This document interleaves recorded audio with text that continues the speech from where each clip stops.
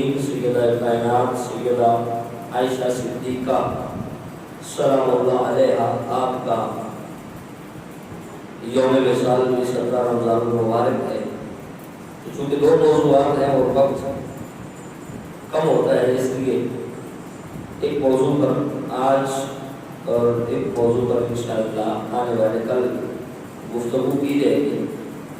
میں نے قرآن مجید کی جو آیت کریمہ پڑھی وہ سورہ نور کی آیت نمبر 11 ہے۔ ویسے تو سورہ نور پوری ہی اللہ تعالیٰ نے اکثر اس میں عورتوں کے مسائل اور دیگر جو ہے وہ اسلامی معاملات اور ضروریات جو ہیں ان کو بیان کیا ہے۔ آج چونکہ حضرت سیدہ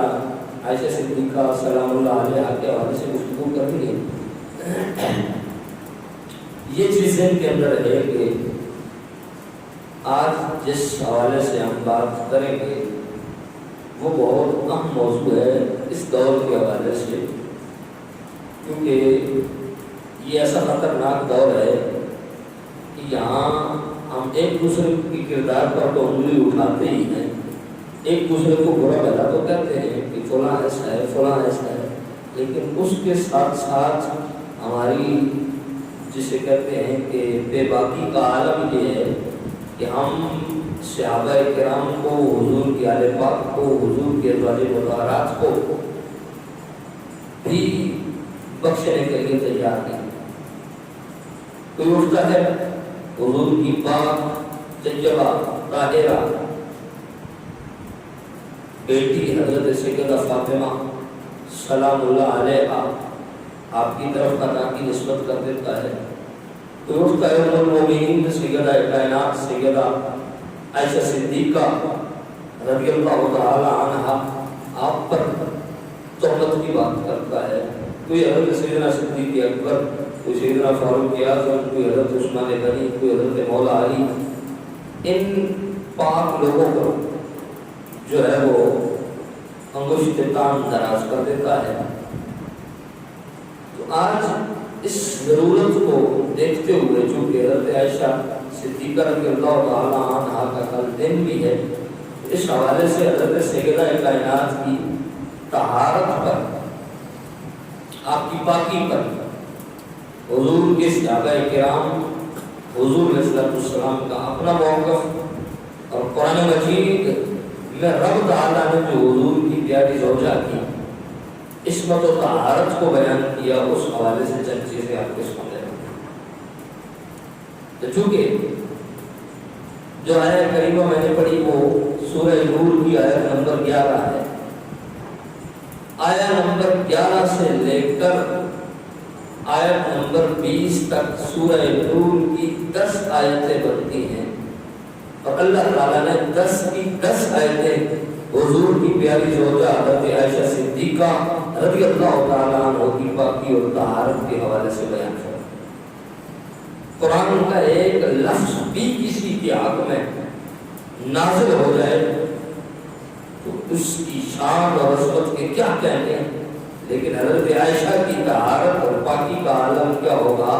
کہ جن کی شان میں رب نے سورہ نور کی پوری 10 آیات اتاری اور صرف ان کی پاکی کو بیان کیا۔ یہ بات بھی چھوٹی نہیں ہے، 10 آیات، لیکن دیکھیں کہ حضرت سیدہ کائنات کی پوری سیرت کے حوالے سے یہ 10 آیات نازل نہیں ہوئی، صرف آپ کی پاکی اور طہارت کے حوالے سے 10 آیات نازل ہوئی۔ جس کی پاکی کا یہ عالم ہو کہ 10 آیات صرف اس کی طہارت بیان کرنے میں نازل ہوں، اس سیدہ کائنات کی پوری سیرت کا عالم کیا ہوگا۔ تو قرآن مجید کی سورہ نور میں 10 آیات تسلسل کے ساتھ اللہ تعالیٰ نے جو حضرت سیدہ کی پاکی کا نازل کی وہ موجود ہیں۔ اس کے علاوہ بھی اشارتاً بھی سورہ نور کی کئی آیات ایسی ہیں جن کے اندر آپ کی پاکی اور طہارت کا جو ہے وہ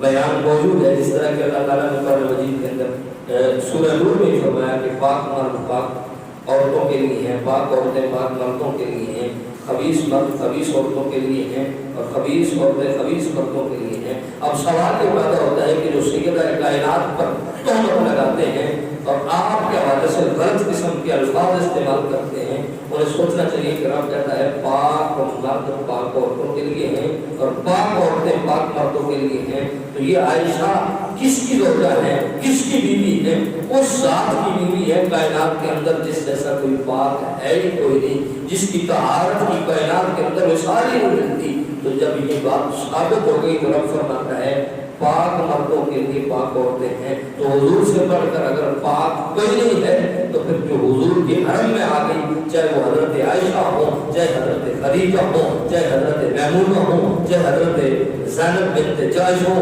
چاہے حضرت سیدہ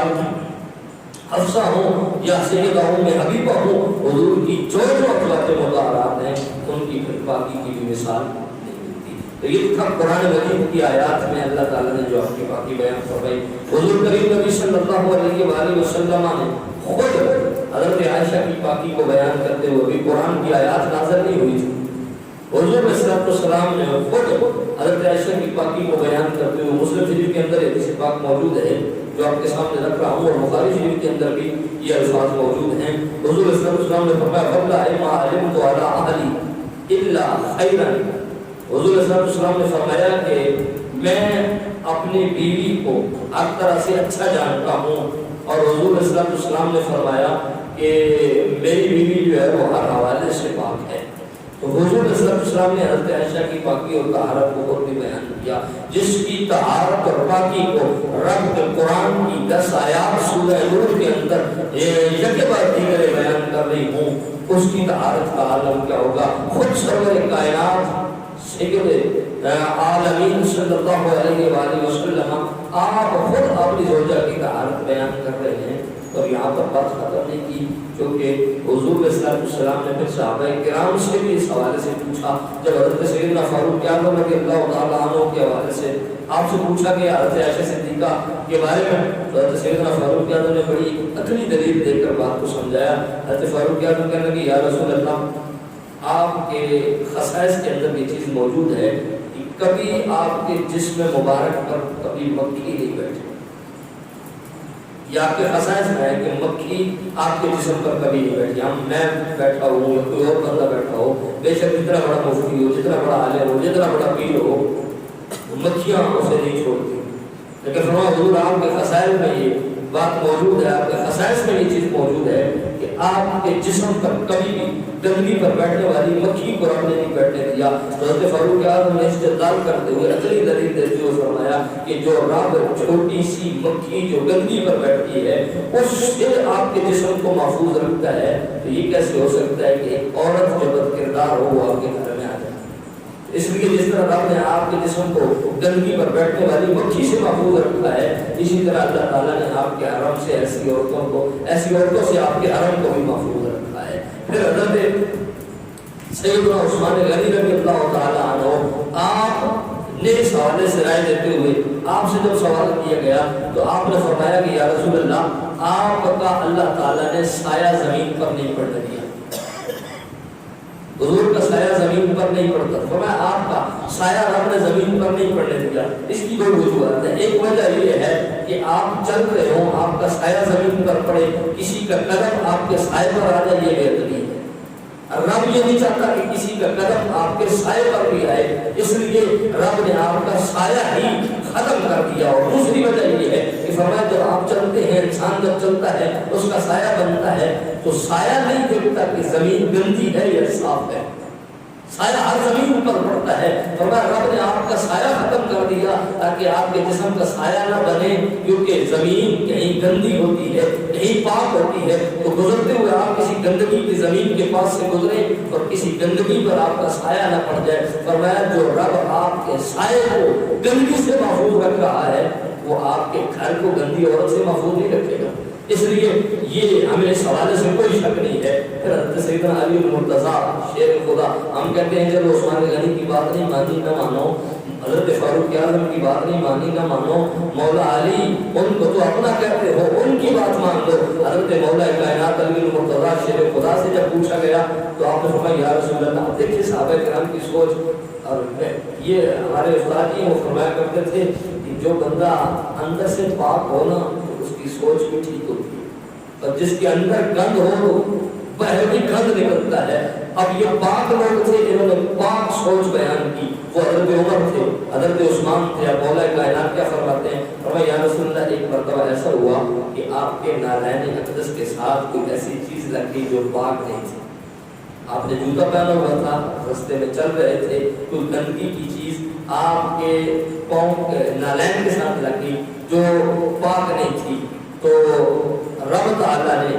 حضرت جبریل علیہ السلام کو بھیج کر آپ کو خبر دی کہ آپ نالین اتار دیں، کیونکہ آپ کے جوتے کے ساتھ گندگی لگی ہے یا ناپاک چیز لگی ہے۔ اور یا رسول اللہ، جو رب آپ کو وہ جوتا نہیں پہننے دیتا جس کے ساتھ گندگی لگی ہو، وہ رب یہ کیسے گوارا کر سکتا ہے کہ وہ عورت آپ کے گھر کے اندر ہے جس کے کردار کے اندر گندگی ہو؟ یہ مولا کائنات کا موقف تھا۔ حضرت سیدنا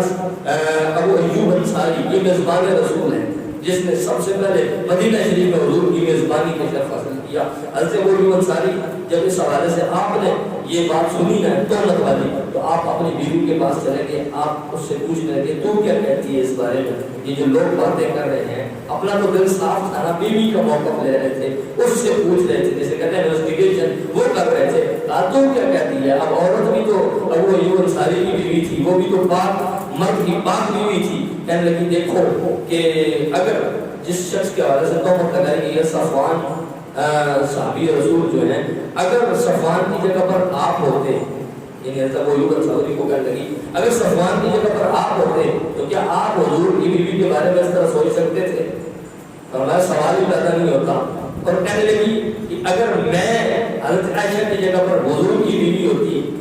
تو میں کسی غیر بات کا سوچ سکتی تھی؟ فرمایا ایسا بھی نہیں ہو سکتا۔ فرمایا جب میں آپ کی بیوی ہو کر کسی غیر مرد کا نہیں سوچ سکتی اور آپ میرے مرد ہو کر کسی جو ہے وہ عورت کے بارے سے نہیں سوچ سکتے، تو فرمایا صفوان آپ سے بہتر ہے اور عائشہ مجھ سے بہتر ہے، جو دونوں ہم سے بہتر ہیں، وہ اس غلط بات کے حوالے سے کس طرح سوچ سکتے ہیں؟ لہٰذا وہ پاک ہیں، طیب ہے، طاہر ہیں، ان کے حوالے سے کوئی بات جو ہے وہ نہ سننی چاہیے اور نہ کرنی چاہیے۔ اب محبوب